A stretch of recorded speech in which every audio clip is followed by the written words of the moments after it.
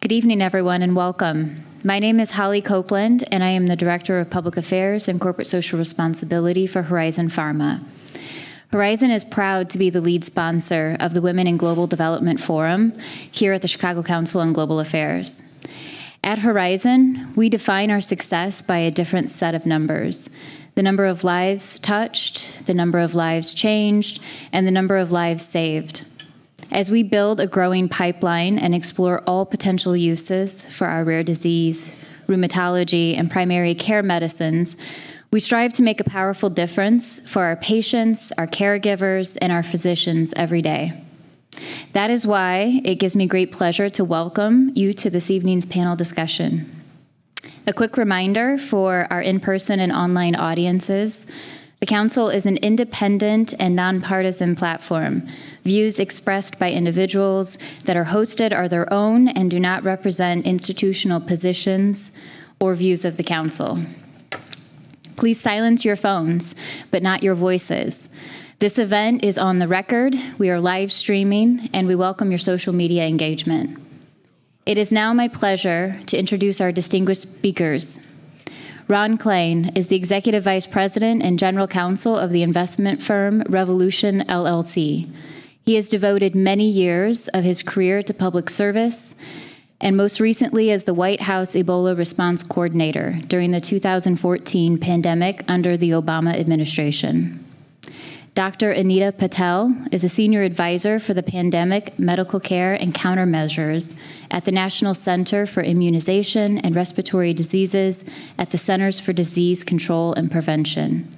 She is a clinical pharmacist with extensive experience leading and supporting CDC response activities during Hurricane Katrina, the 2009 H1N1 pandemic influenza, and the 2014 Ebola outbreak.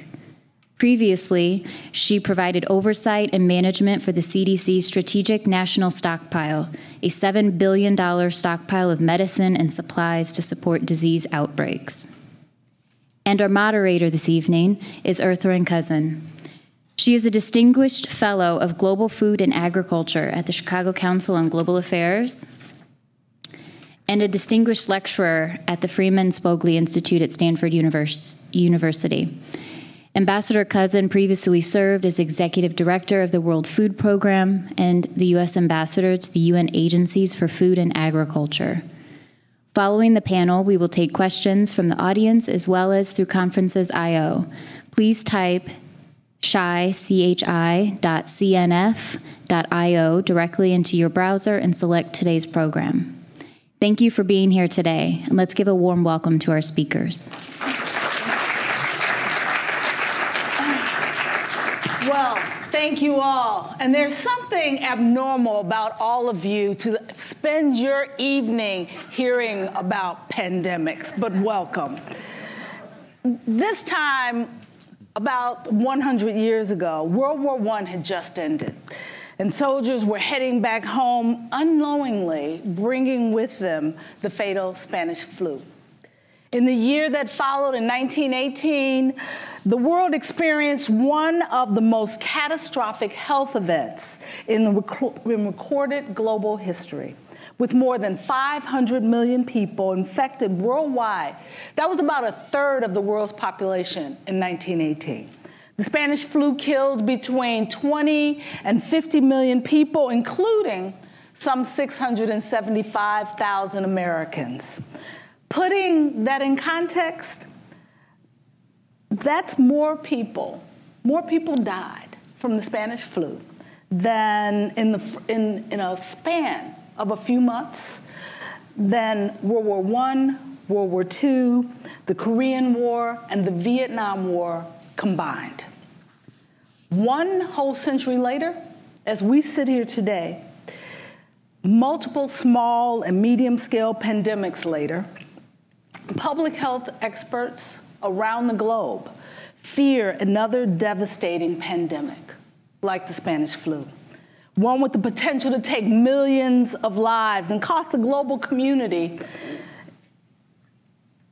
cost us not just in lives, but in billions of dollars as well.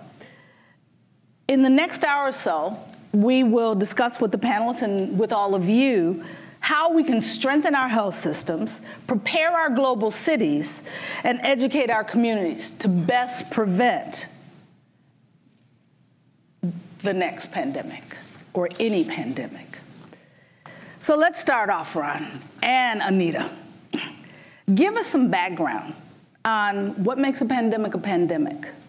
What political, economic, or social factors contribute to a higher risk of infectious disease spreading, particularly in 2019?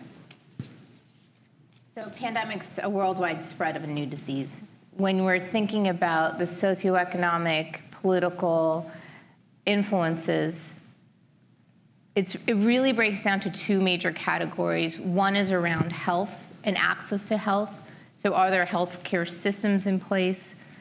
Is there access to healthcare? And the second is what the current capabilities are from a public health standpoint. So when we think about public health preparedness and readiness, there's three major principles. We're thinking about, do we have the ability to detect? Do we have the ability to prevent? And do we have the ability to respond? So when you're in a situation where you've got socioeconomical issues or political issues that are influencing either that health space or that public health space, that makes the conditions more ripe for a pandemic to be transmitted more quickly and have a less effective response overall. And the only thing I'd add to that is, it's interesting, 100 years after the Spanish flu, there are many ways in which we're safer than we were in 1918, right? We have all kinds of medicines and science and treatments. We have all kinds of ways to treat secondary infections, which were a major cause of death in this country during the Spanish flu. But then there are ways in which we're actually less safe than we were in 1918. Our great global connectedness, which is a fantastic thing. It brings commerce and culture and trade and learning and education, but it does also mean that if someone encounters some kind of new ailment, new illness in a remote part of the world, we're all connected now, and that person could be in a major city in 24 hours, and that disease could be spreading that way. We also face challenges from climate change and the ways in which climate change are forcing humans and animals to compete for more of the same habitat and increasing the spread of risk from zoonotic diseases going from animals to humans, and also moving populations around, which raises the risk of epidemic spread, and also taking disease vectors and moving them into new places. We're seeing ways in which disease can spread moving further north as a result of climate change and things like that. So it's a mix of the progress we've made since 1918, but also some of the geopolitical, social, and cultural factors that also raise our risk of seeing something like this now. When you think about the progress that we've made when we were working to address the challenges of the Ebola pandemic or Ebola outbreak in 2014, it didn't feel like a lot of progress. And you were the lead on the U.S. government's participation in that response. I think very few people here in the United States know what an important role the United States played in the embedding of that challenge in West Africa. So if you'll tell us a bit about the U.S. response and what lessons did we learn since then, over that 5-year period, that are now affecting how the global community is responding in the DRC, and how is that response different from the 2014 response? Well, I could chew up the entire rest of the time with that, but let me try to quickly get through it. As Dr. Patel said, the risk of epidemic grows when an area has a weak health system and kind of a compromised governing or political structure. And what happened in 2014 was 3 countries in West Africa that had just been through civil wars, that had just a lot of loss and destruction in their healthcare systems, were hit with this Ebola outbreak. There have been 22 Ebola outbreaks in Africa all over the continent between 1976, when the disease was first discovered, and 2014. This is the first one of those outbreaks that really became an epidemic. And why did it become an epidemic? It became an epidemic, again, partly for the reasons I said before. The disease, which began in very remote parts of Guinea, because of success, development success, and building roads and connecting remote communities to more populated communities, people with the disease were able to go to more populated centers, spread the disease there, and spread them in larger centers. And that all happened under the backdrop of a weakened healthcare system, that really was overwhelmed by these patients as they presented themselves to the medical system and really couldn't be adequately treated. And it really devastated the healthcare systems. One of the saddest things about a disease like Ebola is the first and hardest hit victims are healthcare workers.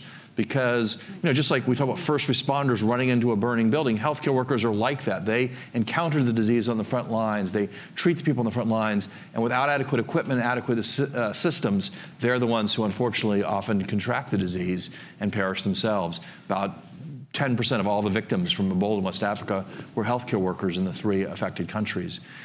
In the fall of 2014, the CDC forecast there might be as many as 1 million deaths in West Africa from Ebola. President Obama took very dramatic steps to try to turn that around. In the end, the death toll wound up being probably under 20,000. So that's obviously a horrible tragedy, but 99% less bad than we thought it was going to be. Now, why? The bulk of the credit goes to the people of West Africa themselves. They were the ones who got the education about how to take the right kinds of measures to reduce the spread of the disease, how to change their burial practices, and all kinds of social interactions to reduce the spread of the disease. They put the people on the front lines. They did the critical work to turn the epidemic around.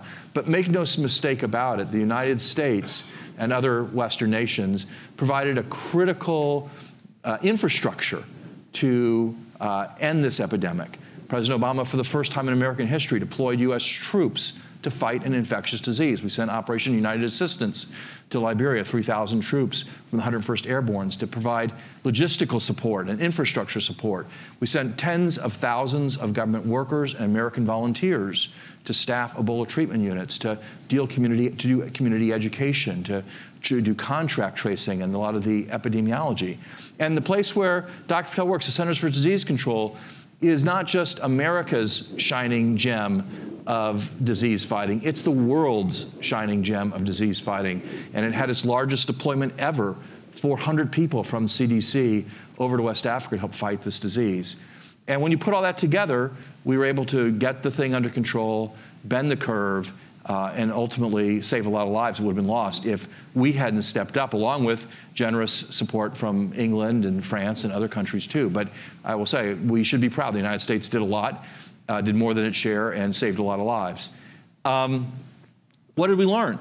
Well, what we learned from that was that the world doesn't really have a response mechanism for this kind of challenge. There's no, people used to say to me all the time, like, oh, I bet the guys in the black helicopters are going to show up any minute now. And I used to say, the thing you should be scared of is not that the guys in the black helicopters are going to show up. It's that there are no guys and no black helicopters to show up. There's no global response force. There's no bunch of people on white airplanes flying around to solve these things. We rely on, to a large extent, volunteers and NGOs and great groups like Doctors Without Borders and International Rescue Committee and Partners in Health to go fight this on the front line and help local weak health systems fight these diseases. And that's a big hole as a world, to rely on volunteers, essentially, to deal with a crisis like this, right? We don't really have a global response mechanism. And we also learned that here in our country, we're the best prepared country in the world to deal with something like this if it came to our shores, and we're not at all prepared.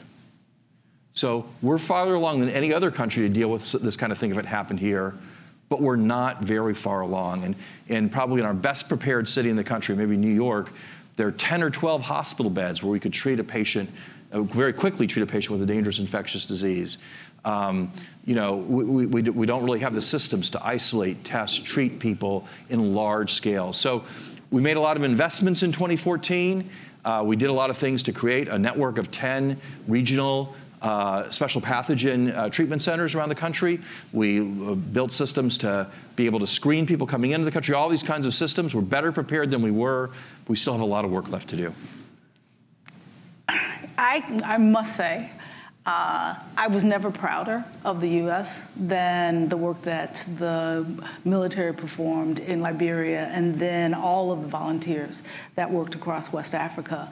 And at the time, I was the executive director of the World Food Program, and we were someone said we were the backbone that allowed the U.S. military to stand down in Liberia because of the logistic support that we put 2,000 people on the ground across the 3 countries to support the logistics activities as the U.S. and the UK militaries moved out to support the response. But the points you made about the weakened health system being a challenge, I'd like to go to you, Anita.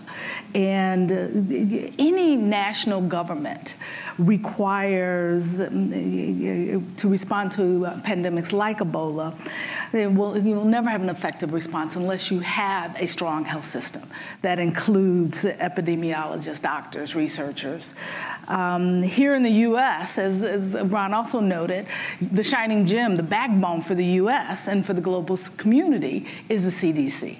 And so if you could tell us and respond to the concern that he raised about the U.S. response if a pandemic were to, or an epidemic were to occur here from a disease outbreak. What work is the U.S. and the CDC performing to support that type of response that will be required here in the United States? And what are you doing to help the global community better prepare for response in the future? And just to make it interesting, can you tell us what research or innovations you're excited about that might make response better or prepare us more for, if not avoiding, mitigating the challenges of outbreaks from turning into epidemics and, of course, from turning into pandemics? So I like to use influenza as a great example. Mm-hmm. CDC is unique in that we're the Centers for Disease Control and Prevention. So we're doing these activities on a day-to-day basis, and flu is a great example of that. So every year we respond to a seasonal flu outbreak. Every year that flu outbreak is unpredictable. We're not sure what's going to happen, and we have to be able to pivot. And last year's flu season, as everyone experienced, is a great example of that. We use that foundation and that platform to be able to build all of our response capabilities off of for a pandemic response. So every year we're doing global surveillance. So that's working with WHO to ensure that we have lab capacities established in countries all over the world. There's about 144 labs now in 113 countries where we're able to pull samples from. That gives us that detection piece.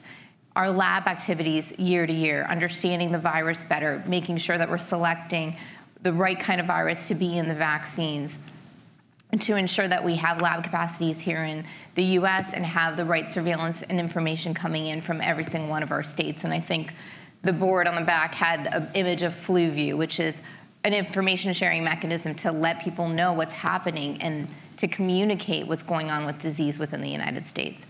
We also have clinical guidance that comes out, and that guidance every year changes.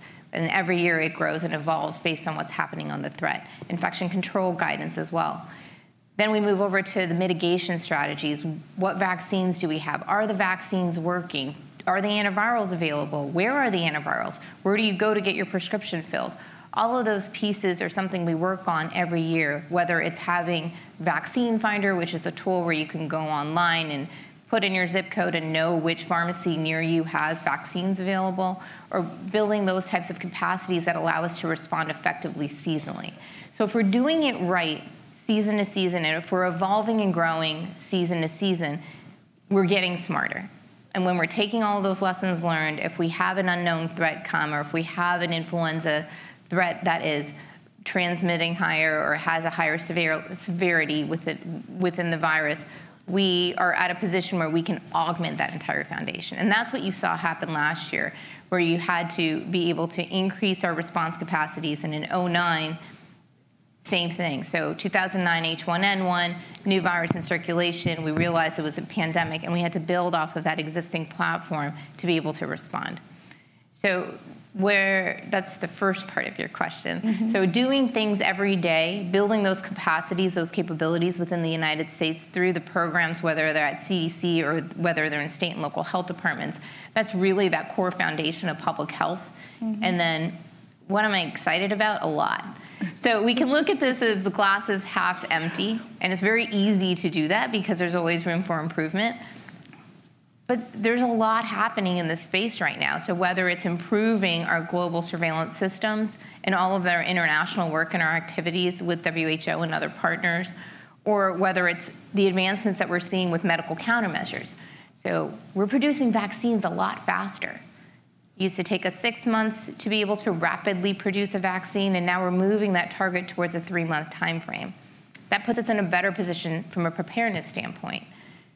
We also have other drugs available, which is always exciting, and diagnostics and new ways to diagnose. I get really excited about the healthcare changes we're seeing. Now, these aren't CDC-led, of course, but it's the larger overall systems better. So when we looked at where do you go to get care, 15 years ago, you went to your primary care office or you went to the ER. Now we have options like urgent care centers. So we've taken those 5,600 hospitals and augmented the U.S. capacity and access to health care to over 17,000 if you include urgent care sites, federally qualified health centers, retail health clinics. There's care services and they're much more accessible. And same thing with vaccines. You can go to your local pharmacy. I was about to say a brand, but decided not to. You can go to your local pharmacy, and 85% of the US population lives within a 5-mile radius of a pharmacy. 25% of influenza vaccinations in adults occur in pharmacies. That wasn't there in 2009. So to see the access to care increase the way we've seen it is remarkable, and I think that's part of building our capacity and shifting the load. So if you do have a pandemic occur and you have this surge on the healthcare system, you're able to shift that burden more seamlessly because you're using normal systems that are operating every day and just augmenting on top of them. So lots of great advancements across the board, from the science to the operational research. I can see you chomping. Go ahead, Mark. A lot of great advancements, and glass definitely more than half full. But we also have to identify some of the things that are happening that are less helpful. So we've seen a resurgence in our country and in other developed countries of anti-vaccine activism and of people discouraging people from getting vaccinated. One of the most common things that happened to me when I was working on the Ebola response is I'd go talk to people about what we needed to do, and people would say to me, you know, there's these religious burial practices in West Africa, and those are spreading the disease, and why can't those people just understand they shouldn't do that? And as people were saying this to me, we had a horrible measles outbreak in Orange County, California, because parents there wouldn't vaccinate their children because they read garbage online that told them not to do it. So why couldn't those people just understand what the right thing was to do? So that's one thing we have going on here, is this kind of this rising tide of anti-vaccination sentiment. And you know, and it's kind of the counter to Dr. Patel's point, which is it's awesome that these vaccines are now more accessible and more available, and 85% of the country lives within walking distance of getting one. It's only super awesome if then people walk in, go get one. And particularly if parents, you know, and particularly in certain communities here in the country, we had a horrible outbreak, you know, in certain ethnic communities, in cities all over the country. So I mean, we just have to beat back some of this thing, and I was glad to see that the WHO just this week announced that combating anti-vaccine sentiment is one of their top 10 public health challenges for this year, and it should be. It's a big problem. Yeah. When you start talking about the glass half full, what I thought you were going to discuss was the challenges of instability in the political and economic environment internationally, and the effect that that has on the response, if at all, and on the global health system. And particularly if there are any, if you've seen a difference in the DRC response because of the changes in the geopolitical situation. Okay. So Earthrin's baiting me to say something about President Trump. And I would never do such a thing. and it turns out it's not going to take much bait. So look, here's what I will say. I am a partisan, no question about it. If you follow my Twitter feed, I'm a partisan. And but my view about epidemic fighting is it's a nonpartisan issue. There's no Democratic or Republican way to stop a disease. There's no Democratic or Republican way to vaccinate people. Science should prevail, okay? And so I do try to kind of stay away from the more partisan stuff in this area. But there's just no question there is a difference between President Trump's view of global engagement and President Obama's view of global engagement. And that difference makes a difference, okay? Whether or not the United States leadership in helping other countries with weak health systems build up their ability to detect and respond to outbreaks, our willingness to send our people and our money overseas to help other countries, our willingness to understand that not demonizing immigrants falsely for falsely saying they spread diseases, all these things are an important part of what the role we play as a critical nation in a global system for fighting epidemics. And there's just no replacement in this world right now for U.S. leadership. And it's definitely changed under President Trump. Now, credit where credit's due. The administration has sent resources and people to respond to the current Ebola outbreak in West Africa, in the DRC, I'm sorry, in the DRC. The administration allowed a potentially infected person to be medevaced back here to the United States last week to go through their incubation period. It turned out he did not have Ebola. It was good news. So some right things are happening. And I don't want to be overly critical. And the best thing we have going on is that we have fantastic, dedicated scientists and great people like Dr. Patel working at CDC no matter who's president of the United States. And that's the way it should be, right? And that's a great thing. But leadership at the top matters, and there's definitely a difference in our place in the world now than there was when Barack Obama was president. Anita, I'm going to assume you don't want to touch that one. We'll move on. We've spent a lot of time talking about the U.S. How do other countries take strategies, and I'm taking questions from online now, other countries' strategies, Canada, England, Australia, differ from the U.S.'s strategies around addressing disease outbreak and epidemics? I think their approach gets to be different because their systems are different.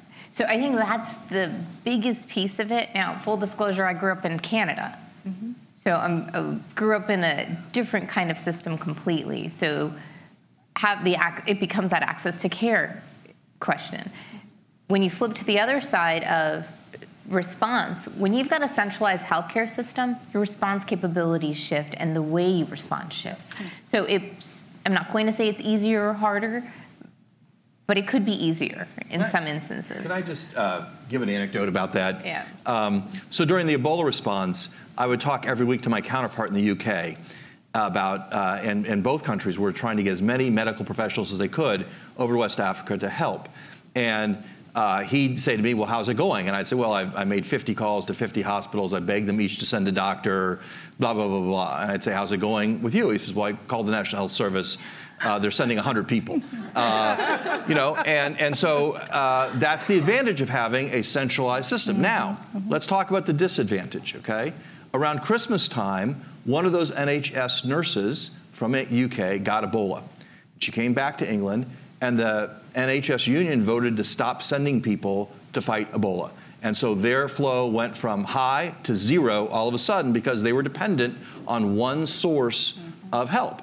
Our system, very diffuse, very unruly, very hard. I mean, I was called the Ebola czar. There are no czars in our medical care system, okay? No czars. But on the other hand, perhaps more resilient. Perhaps if one healthcare system pulled out of our response network, we had other systems to replace them.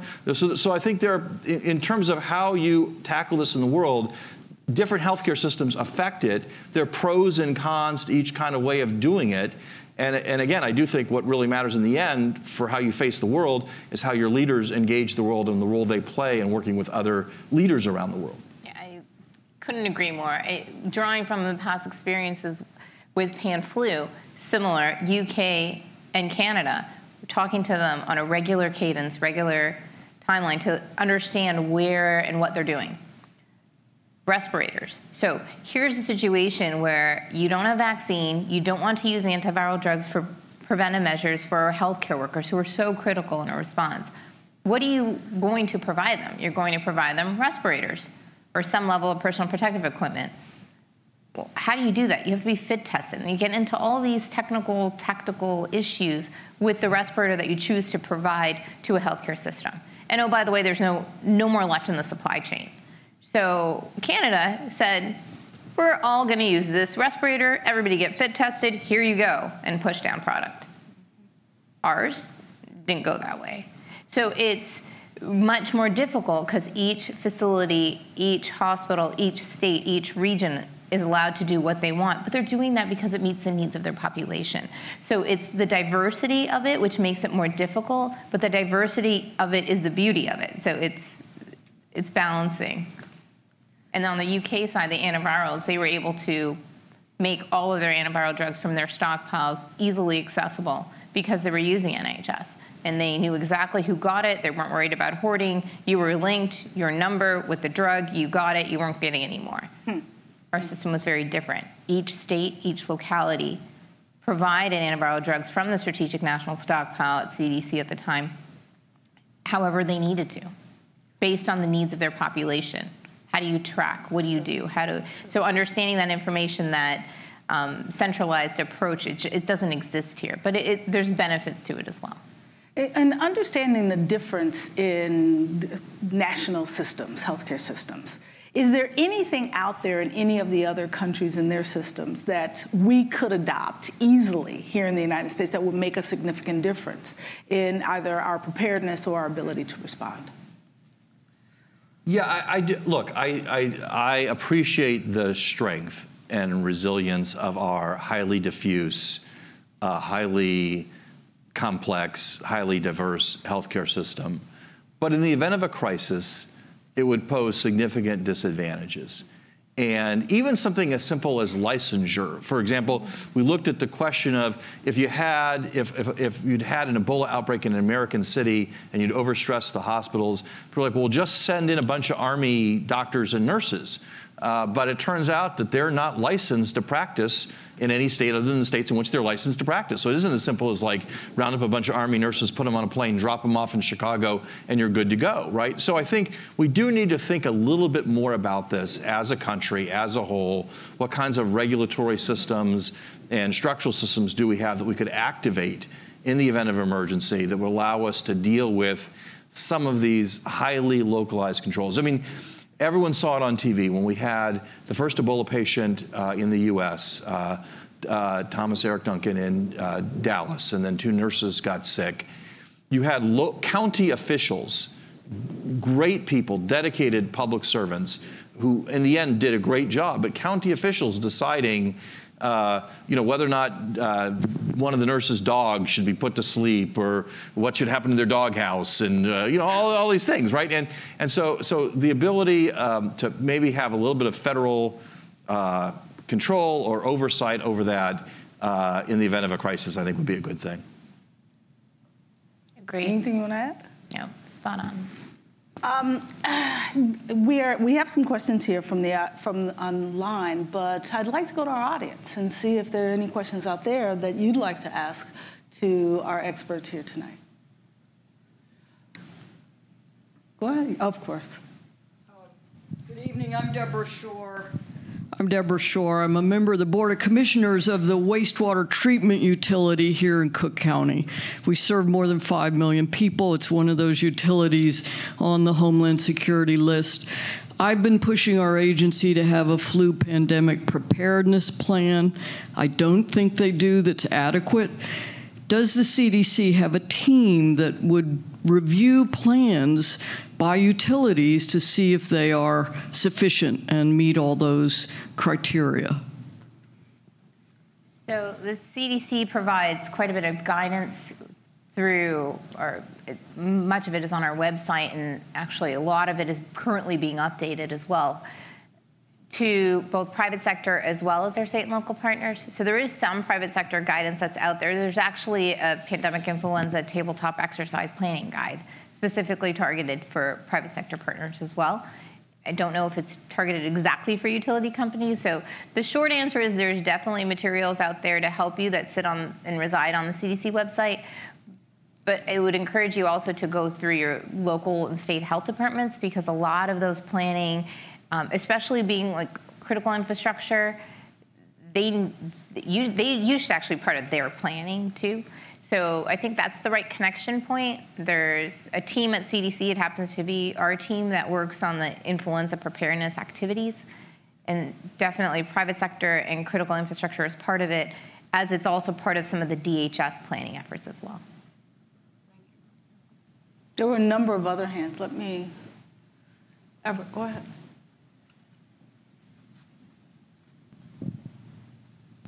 So I actually have two questions. The second one's for Ron Klain, but I'll start with the first one. So since we don't have a public health system, minus the VA and Indian Health in the US, what can the government do for hospitals to basically force them to create plans in case of Ebola outbreak or something like that?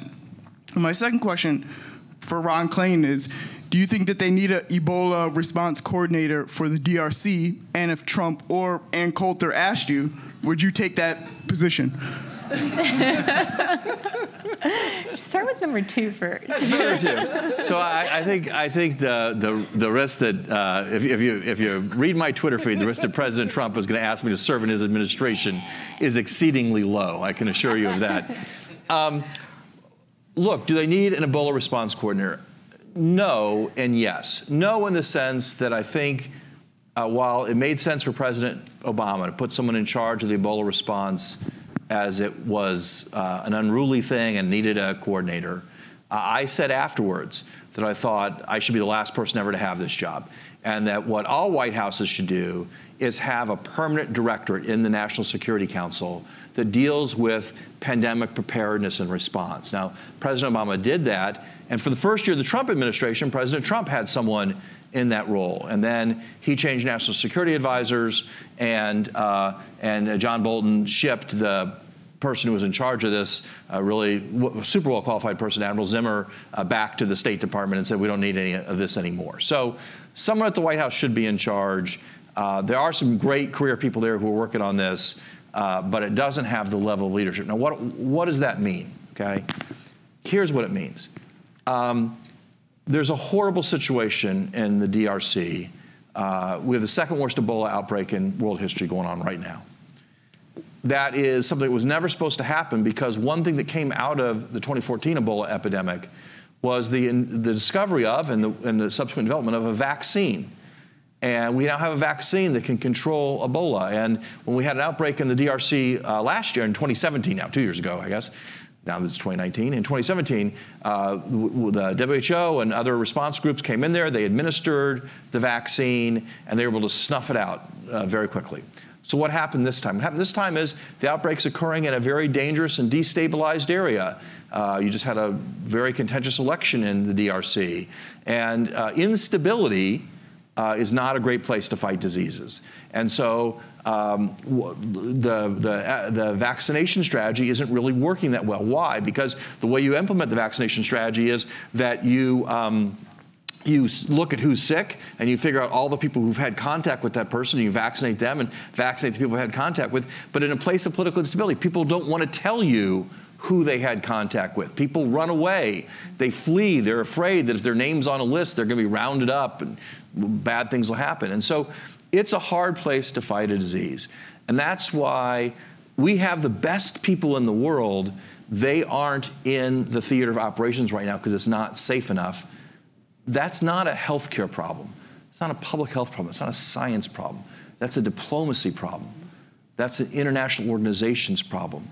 That's why someone at the White House needs to be working with other African countries to figure out what's the security solution that would let Dr. Patel's great colleagues at the CDC go be on the ground in the North Kivu and the hottest parts of the eastern DRC.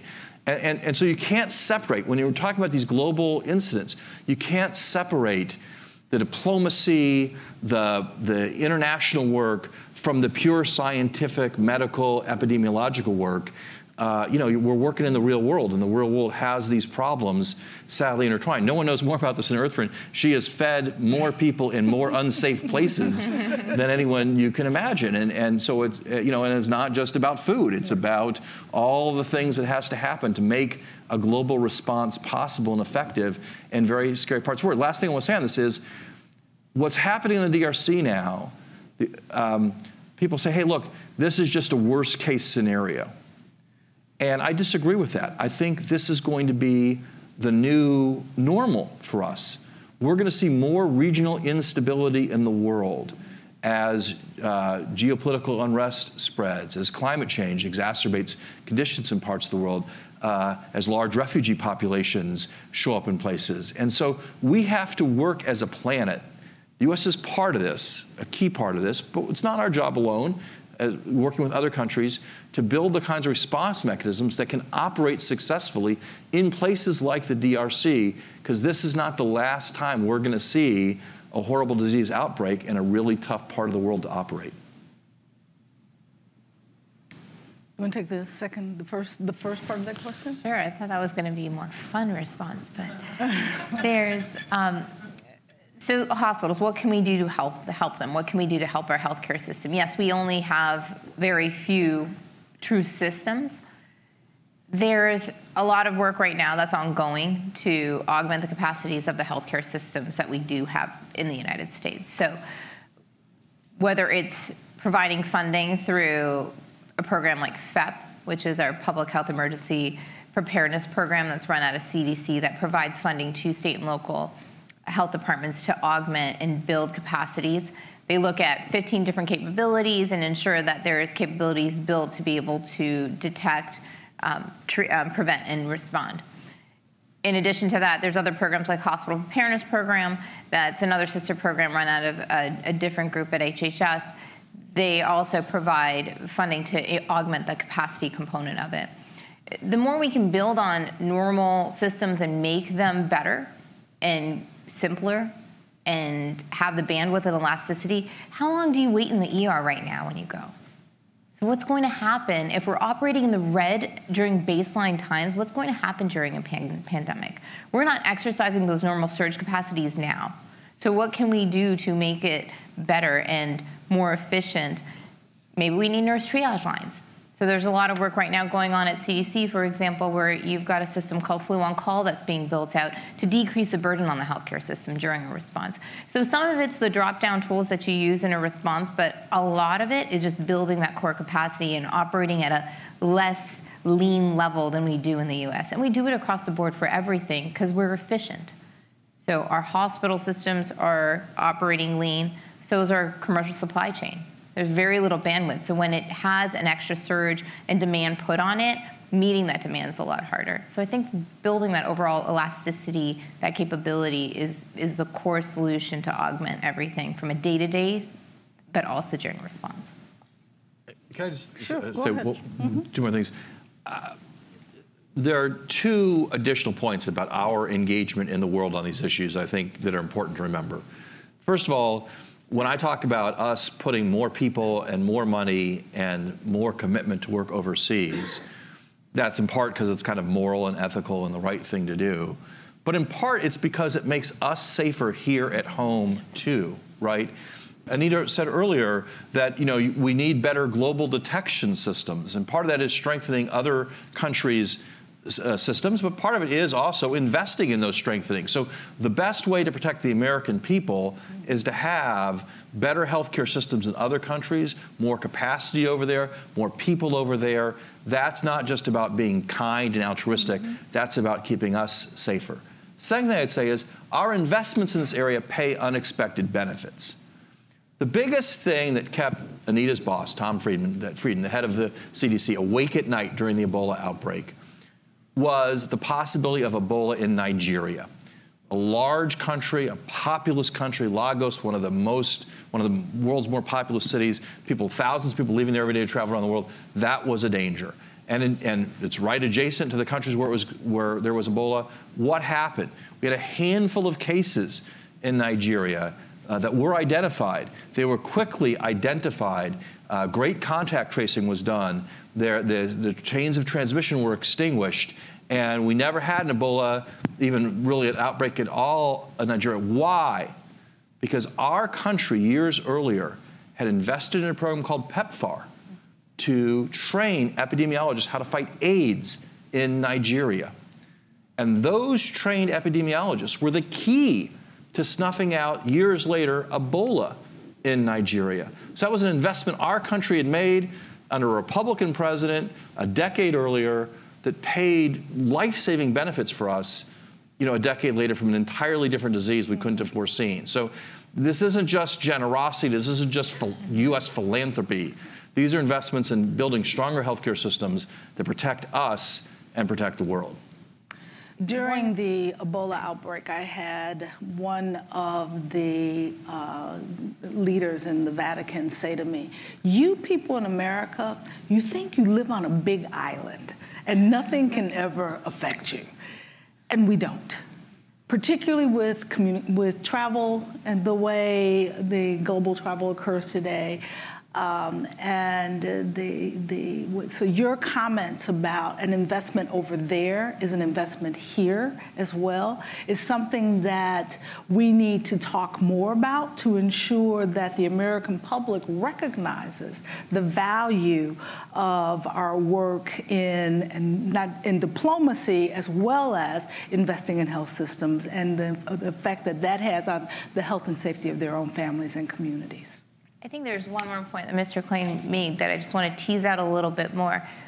We had investments put in place for HIV and AIDS, and they paid dividends for Ebola. This is where the capacity building, it crosses threats. We can talk about what we do for influenza, but everything we do for influenza now, from 2009, 10 years later now, it's informed by what we did in Zika and what we did in the 2014 Ebola response as well. So the disease doesn't care. And so if we have the right response structures in place and the right people trained in the right way, all of that can be extrapolated from one threat to another. Other questions? I'd love to take one from this side of the room. In the back? Hi. I was in Liberia just before Christmas and met lots of senior Ministry of Health people. I was kind of curious, really, in a system where it's very, very obvious that there isn't anywhere near enough money to go round, and that won't be a surprise to anyone, how do you keep something like preparedness for Ebola high on the agenda when there are 1,000,001 everyday priorities that might result in it being kind of defunded and slipping down the agenda? Well, this is a hard question, and it's a hard question because our interests as Americans and other countries' interests may not be aligned. Let's talk about this in a very candid way. Even at the height of the Ebola epidemic in Liberia, more Liberians were dying from malaria than were dying from Ebola. And when we engage other countries and say, hey, let's work on this problem together, their list of the healthcare threats they want to fight may not match up with our list of the healthcare threats we want them to fight. And this has to be a dialogue, and I think it has to understand. I think, to go back to something Dr. Patel said earlier, in the end, what's really in our interest is helping these countries build up successful national healthcare systems that can deal with the vast array of threats they face. If we get too prescriptive in the way we help, oh, we want you to be ready to fight Ebola, we're going to give you money to fight Ebola, but not malaria or not these other problems. One, that's a bad place for our country to be. And two, it's not going to work. And the best thing would be to have just a lot more well-trained doctors and nurses and well-functioning hospitals and well-functioning regional healthcare systems and all these things in developing nations. And so we have to find the right balance, because understandably, American taxpayers, I understand why they want to invest their money overseas in guarding against the threats that seem most likely to come back to our shores. That's reasonable. People have a right to think that way. But we have to think a little bigger too, because if we try to impact other countries' investments, we're going to have to work with them on what's important to their healthcare systems as well. you talked about that priority disease list. And the WHO has put out a priority disease list. And one of the things I found interesting was that they had disease X on the list, meaning a disease that has not yet been discovered. In your opinions, what's that mystery disease? What would be the components of that mystery disease, and which disease, other than that mystery disease, and you may think it's the mystery disease, but what are the diseases that you think represent the biggest threats for us here at home as well as for the global community? So the biggest threat, I don't think has changed. I think the biggest threat for the last 100 years has been influenza. It's a naturally occurring disease. It's a virus that changes rapidly. It's a virus that's highly transmissible. The potential impact, and history has shown us this, that a pandemic influenza event could have is absolutely devastating. So it's great that we're thinking about mysterious diseases and what could happen, but planning for not what if, when, it's not if a pandemic would happen, but it's when. And you hear that a lot from most speakers that speak on pandemics because it's true. This virus is scary, it changes every year, and it's absolutely unpredictable. So for me, I would say the virus that I think has the potential for the most amount of impact and threat and detriment is influenza. Other questions from the audience? Here, please. Dr. Patel, you were talking about a strategic reserve of vaccines. And there are 330 million people in this country, and there's thousands of diseases. How many of these vaccines are available, and how are they allocated? That's a great question. So the U.S. has a few different strategies in stockpiling for different types of threats and diseases. So we do have the Strategic National Stockpile, and that most recently has moved outside of CDC, but this is a stockpile of about $7 billion worth of inventory. There's a scientific process that determines what types of products we put in that reserve, and it's geared and targeted to be able to provide medical countermeasures and equipment at the time of an emergency rapidly to wherever it's needed in the U.S. Contingency is that it's helping with health security. So it could also be deployed internationally if you could prove that it's protecting the security of the United States. How products are put into the stockpile, we have a process for that. It's interagency, scientific in nature, looking at if the drugs work, can they be sustained over time, because obviously there's a cost associated with this, and what are the most efficacious products we can have for the scariest threats that we know of. So that's how we determine what we're going to stockpile in that particular stockpile. But then we also have other programs set up through the U.S. government, such as the Vaccine for Children's program. So the Vaccine for Children program makes 16 different vaccines available to children who otherwise wouldn't be able to afford them in the U.S. And so that is partnerships with providers. So there's about over 40,000 providers within the United States that provide these childhood immunizations to these kids under 18. And so that program's in place, and there's vaccines that are provided through that channel as well. So it's hard to determine what we should stockpile for, but there's a process in place because, like you said, there's so many different diseases. Where do we begin? And a lot of this is also provided by commercial and private sector partners, which is a huge partnership for us. We don't want to circumvent the commercial channel that does this every day, that we are going to rely on day to day, but also during responses as well. So ensuring that we're not circumventing how the normal market works is really important as well with these stockpiles. Let's build on that a little bit and take some fun facts into account. This year, 2017, more people than ever flew on airplanes. Some 4 billion people traveled by air. And that number is expected to double over the next 20 years. By 2050, there is an expectation that 68% of all people around the globe will live in cities, in urban areas, and most of those in developing countries. We'll live closer together. We'll travel more by air on those planes with that circulated air. What should transportation authorities, cities, and other government officials do, and how should they think about these issues, these preventative activities that you talk about, the preparatory activities that are necessary, the diplomatic activities that are required to protect us in this changing global community? I think it goes back to the principles of detect, prevent, and respond. So if you're able to detect quickly and have those systems in place, so what can CDC do in this space? Well, CDC works closely with our state and local partners to build these capacities, and having them built in, if you have higher, denser populations, ensuring that that infrastructure goes back to that infrastructure question, not just healthcare, but the public health. Do you know who's infected? Do you know when a disease pops up in your community? How is that reported out? Do you have the lab capacity in place? Then do you have the systems in place to respond? And building that capacity is absolutely critical. It can be something as simple as during Zika, where we had dense communities or highly populated communities or busy airports. Atlanta's a great example, busiest airport in the world.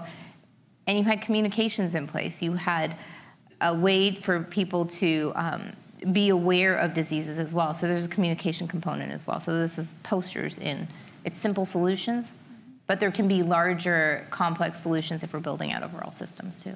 And then let's talk about what will not work. We are in an interconnected world. People travel more than ever, as Earthrin said. In our country, some of those travelers are foreign people coming to visit. A lot of them is Americans coming back. There is no wall we can build that is high enough or thick enough to protect the American people from infectious diseases, okay? And so what we need to do is work as part of a global health system to, as Dr. Patel said, early identify the risks, help countries respond to those dangers, and try to snuff out those risks overseas before they spread here. But in a world where people are flying in record numbers, and increasingly you're going to be flying from densely populated places to densely populated places, we are going to have better healthcare systems on both ends of that air travel to protect people on both ends of that air flight. We're not going to do it by pretending that we're some kind of ice island nation or that we're just going to keep all the people out, because that's just not what's going to happen here. I have 2 minutes, I've been told. So I would love to come back there, but you've had your hand up several times. Right here, please. Yes. So I'm curious about the idea that so many diseases over time have been mentioned zoonotic, right, related to animals in some fashion. And I'm wondering, with this trend towards service animals, we see a variety of animals in more settings than ever before. Is there any kind of public health threat to that sort of practice? So there is, and there's actually animal health information. I'm not an expert in this space, so full disclosure, but the CDC website actually has dedicated guidance and information for what you do with your pets. And those pets vary, and we've seen some very creative pets come through and questions come through about that. But it's something that we do think about, and it's something that we do worry about, and there is action being taken in the public health space on that. So one last question that I'll, as the moderator, take the liberty of asking. We've scared everyone to death here, and we've talked about the impact of the win of a global pandemic. And we've talked about what hospitals can do, what diplomats can do, what governments can do. What can everyday citizens do to help prevent and respond when the time comes? Prepare. What is the preparation? Is there preparation that citizens can take, that families can take, to prepare and to position themselves as individuals, as families, as communities to respond in an appropriate way? Go ahead, you start. So take this from two angles. What can you do when you're in a situation for a known threat or an unknown threat? Either way, if there's vaccine available, get vaccinated. If that's there, I think that's the number one duty. The second is to take action as an individual on your health. So how do you ensure that you're not spreading the disease further? If you're around someone try not to be around someone who's sick. It's these simple measures, right? If you're sick, don't go into contact with in a larger area where disease can be transmitted. Wash your hands. It's the simple factors that you hear every flu season. And if you are given a pharmaceutical, like if you're given an antiviral drug during flu, or if you're given an antibiotic for whatever disease you have, take it. So some of this is the simple day-to-day activities that we do that can help prepare us, and an individual can do that to take care of their individual health, which overall helps the overall population health. And then from a response standpoint, it depends what threat you're planning for. So there's the scary threats, and whether it's a hurricane and that type of thing versus an infectious disease, knowing how to take care of your health and having that baseline health from an infectious disease standpoint is always the best preliminary measure that you can take. Yeah, and what I add to that is, I'm not a doctor, I'm not a scientist, I have no scientific background at all. I'm a citizen, and you're all citizens too. And the most important thing we can do as citizens is to really lean on our policymakers to, first of all, take this threat seriously, to understand there's a risk here, we need to respond to it. Secondly, to urge those policymakers to make investments, to spend the money it takes to make our health system stronger and to make health care systems around the world stronger. 3, to speak out for science-based decision-making, to stand up to the anti-vaccine movement in our country and countries around the world, and to encourage policymakers to make decisions about these things based on science, not based on biases or politics or threats. And finally, 4, and most importantly, to really encourage a global mindset as we think about this threat and this danger and what we need to do as a people and as a country to help deal with this, and to understand that we can't be safe if the world isn't safe, and we can't be healthy if the world isn't healthy, and we need to really engage with the rest of the world. And if we can bring those attitudes to our interactions on the local level, on the state level, on the national level, we can get better policy, better outcomes, better preparedness, and better response. Better policy, better outcomes, better response. Preparing ourselves as citizens. What a great way to end. I apologize to any of you that I didn't have an opportunity to take your questions, whether here in the audience or online, but I want to thank you for your participation here tonight. And I'd ask you to join me in thanking our panelists for a robust and informative dialogue. Thank you.